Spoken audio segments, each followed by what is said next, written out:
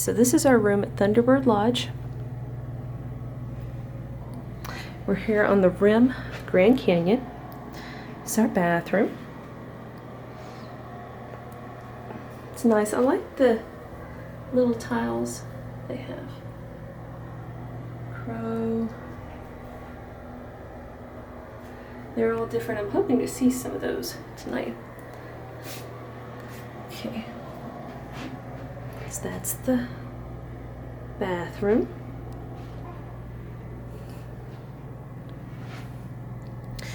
Nice little area here. What is this? Okay, so here's our closet. Standard closet. Safe with an extra blanket. And our mini fridge.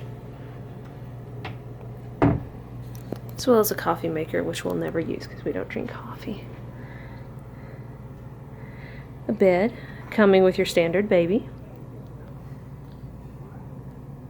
TV.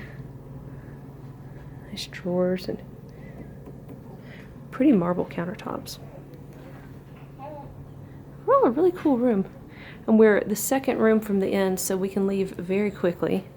And the curtains are closed, but outside you can see a great rim view of the Grand Canyon. That's where I'll be watching the sunset tonight. Oh yeah.